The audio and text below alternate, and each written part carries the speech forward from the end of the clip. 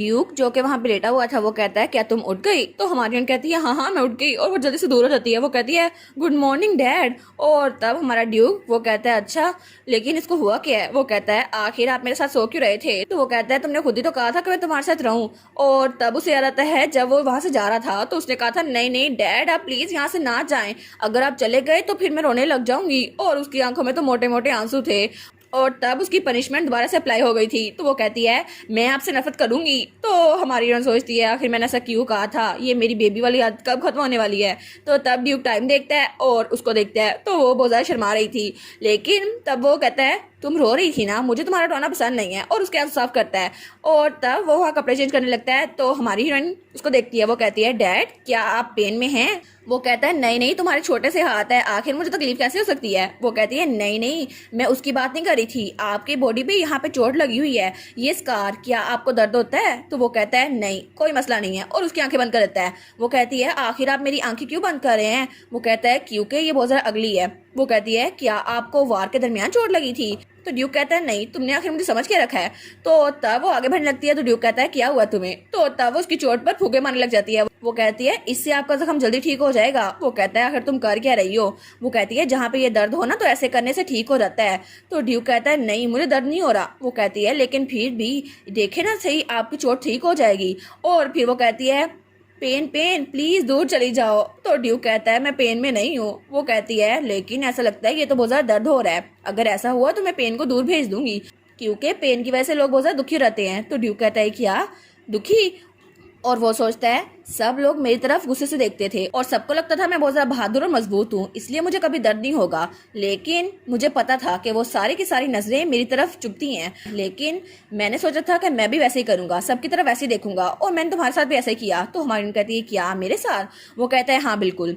और तब उसे बताता है जिस दिन मैं तुम्हें यहाँ पर लेके आया था तुम्हारे अंकल के घर से, उस दिन मैंने बहुत ज्यादा सफर किया क्योंकि तुम बुखार में तप रही थी, और मुझे याद नहीं है लेकिन मैं कितनी बार तुम्हारे पास आया था। और तब उसका एडवाइजर कहता है सर आपको चलना होगा, हिज मैजेस्टी आपको बुला रहे हैं। और वो कहता है मैं हर रात तुम्हारे पास था लेकिन मेरे पास कोई रास्ता नहीं था क्योंकि मुझे हिज मैजेस्टी के पास भी जाना था, क्योंकि वो फ्रंट लाइन से वापस आ गए थे। और वो कहता है इसलिए हर रात मैं तुम्हारे पास आता था लेकिन फिर मुझे वापस आना पड़ता था जब तक तुम सो जाती थी। और मुझे नहीं पता जंग के दौरान मैंने कितने सारे लोग को मारा लेकिन मुझे कभी भी कोई चोट नहीं आई, और मैं बहुत ज्यादा गुस्से में था और बहुत ज्यादा जल्दी में। तो हमारी कहती है लेकिन क्यों, आप गुस्से में क्यों थे और आप जल्दी में क्यों थे? तो ड्यूक कहता है क्योंकि मुझे तुम्हें वापस लाना था। वो कहती है क्या मुझे वापस लाना था, लेकिन क्यों? तो वो कहता है क्योंकि तुम मेरी बेटी हो इसलिए। तो वो कहती है लेकिन मुझे तो पता नहीं था कि आप वार में हैं, मुझे लगा था आपने अंकल के घर में मुझे छोड़ दिया है, आप मुझे छोड़ के जा चुके हैं। तो वो कहता है नहीं मुझे माफ कर दो।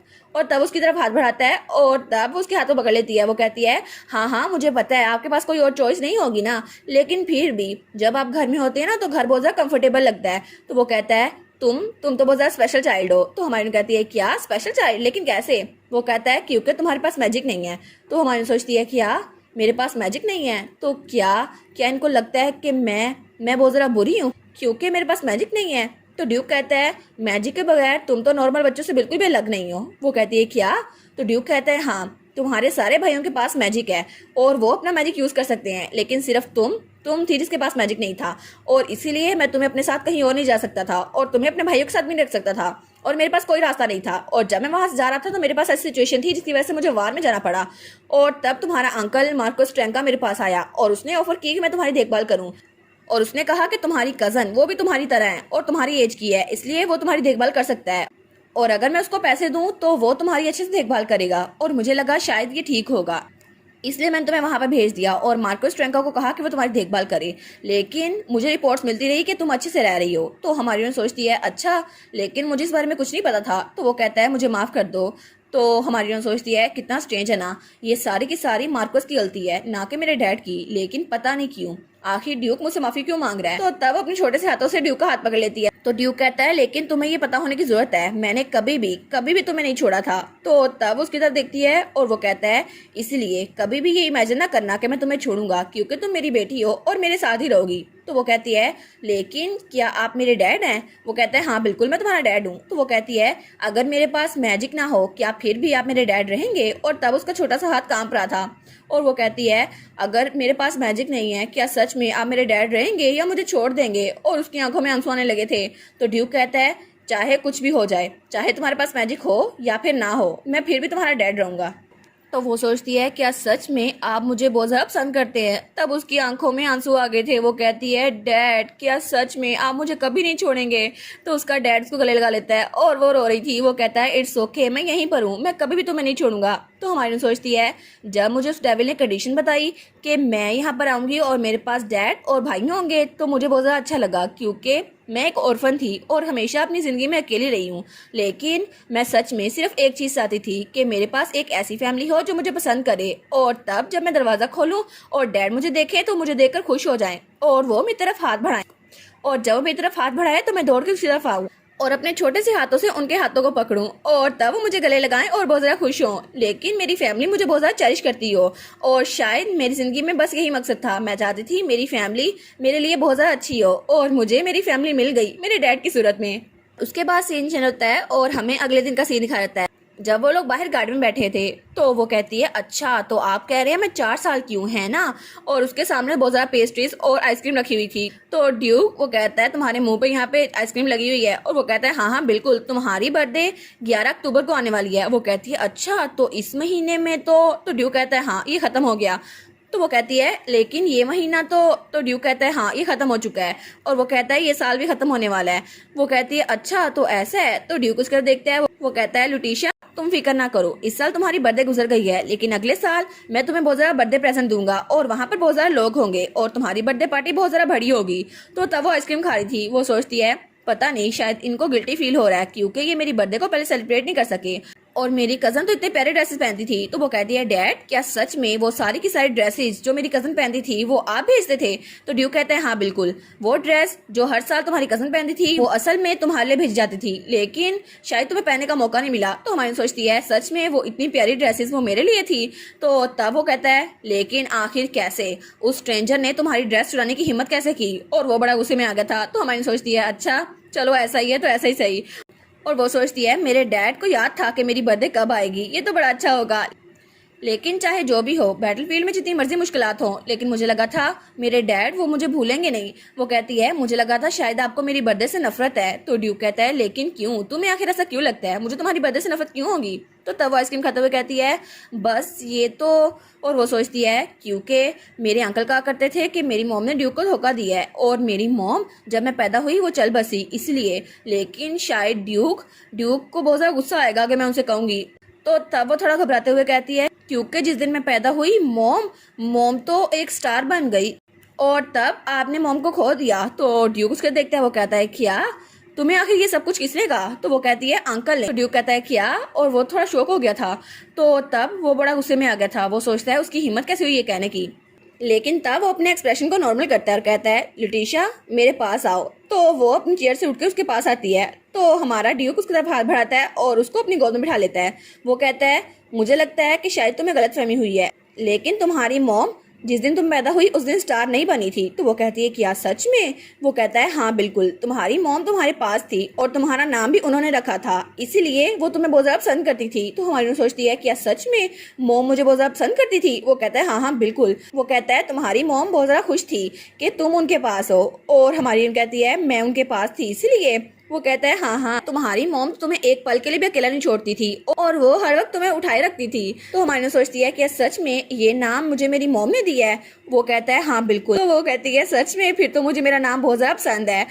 और वो कहती है मॉम को मेरा नाम बहुत पसंद होगा, है ना। तो ड्यूक कहता है हाँ हाँ बिल्कुल, वो तुम्हें बहुत ज्यादा पसंद करती थी और मैं भी तुम्हें बहुत ज्यादा पसंद करता हूँ। फिर वो कहता है लुटिशा। तो लुटिशा कहती है हाँ। वो कहता है तुम्हारी बर्थडे बहुत ज्यादा सेलिब्रेट करनी चाहिए, इसलिए कभी भी ये ना कहना कि मुझे तुम्हारी बर्थडे पसंद नहीं है। और तब स्माइल करके कहता है आइंदा से कभी मैं फ्यूचर में तुम्हारी बर्थडे मिस नहीं करूंगा। और तब उसका छोटा सा हाथ पकड़ लेता है। तो वो कहती है इसका हाथ तो कितना बड़ा है ना, लेकिन फिर भी मुझे बहुत ज्यादा खुशी हो रही है क्योंकि ये फीलिंग सबसे ज्यादा बिगेस्ट और वार्मेस्ट है। तो तब वो भी स्माइल करके कहती है बिल्कुल। और वो सोचती है मैं बहुत ज़्यादा क्यूरियस हूँ कि मेरी मॉम वो कैसी गुजरी, लेकिन मेरे पास फादर हैं तो मैं उनसे ये नहीं पूछती। तो तब वहाँ से उठती है और कहती है ठीक है आपको ये प्रॉमिस रखना होगा। तो ड्यूक कहता है क्या। तुम कहाँ चली गई?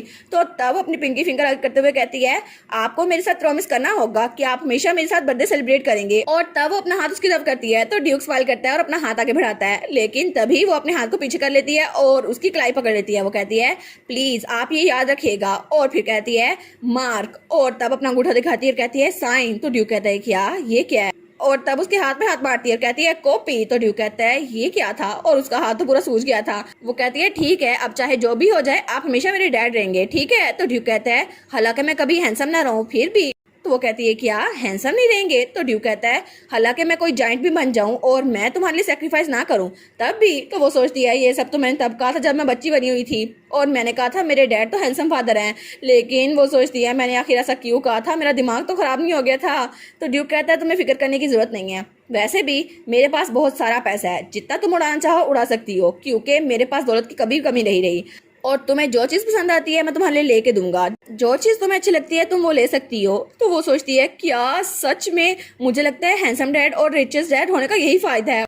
तो ड्यूक कहता है, अब बारिश होने वाली है, चलो अंदर चलते हैं। वो कहती है, सच में आप मेरे लिए सेक्रीफाइस भी कर सकते हैं? वो कहता है, हाँ हाँ बिल्कुल, मैं तुम्हारे लिए सेक्रीफाइस कर सकता हूँ। और तब उसको उठा लेता है और वो सोचता है, अगर तुम मुझे मरने को कहोगी तो मैं उसी वक्त मर जाऊंगा, क्योंकि तुम मेरी बेटी हो और मैं तुम्हें कभी भी किसी तकलीफ में नहीं देख सकता। और तब सीन चेंज होता है और हमें ड्यूक का ऑफिस दिखा रहता है, जहां उसके एडवाइजर खड़े थे। वो कहते हैं, अब तो हद ही हो गई है, उन्होंने तो आपका नाम ज्यादा इस्तेमाल करना शुरू कर दिया है, ये तो आउटरेजियस है और ये बहुत ज्यादा अपसर्ड है कि लिटिल लेडी को ये भी नहीं पता था उनका नाम क्या है और इनकी एज क्या है। तो ड्यूक वहीं पे बैठा हुआ था।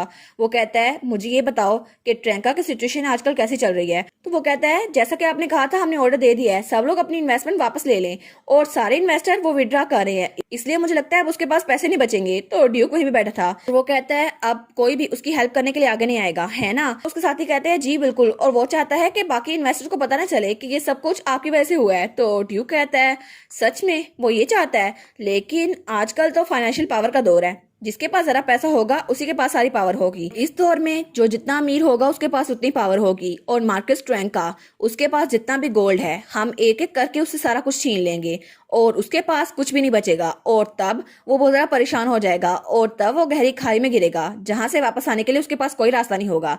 और मैं उसको उस पेन में देखना चाहता हूँ, जो कुछ उसने मेरी बेटे के साथ किया, मैं चाहता हूँ कि वो सफर करता रहे। मैं उसको जान से भी मार सकता हूँ, लेकिन उसकी तकलीफ वो इतनी जल्दी खत्म हो जाएगी, इसलिए ये काफी नहीं है। लेकिन अब चाहे जो कुछ मर्जी हो, मैं मार्कस ट्रैंका को ये सोच में मजबूर कर दूंगा कि आखिर वो जिंदा क्यों है। ओह वाह, तो ड्यूक अपनी बेटी का बदला लेने वाला है। चले देखते हैं कि उसका बदला अब कैसे पूरा होगा। और इसी के साथ ये वाला पार्ट यहीं पर ख़त्म। तो आप लोग बताइएगा आप लोग को ये पार्ट कैसा लगा, और वीडियो को लाइक और चैनल को सब्सक्राइब लाजमी कीजिएगा। बाकी वीडियोस का लिंक भी स्क्रीन पर नज़र आ रहा होगा, तो काइंडली उनको भी चेकआउट कर ले। और thank you so much for watching my videos. Stay safe, bye bye.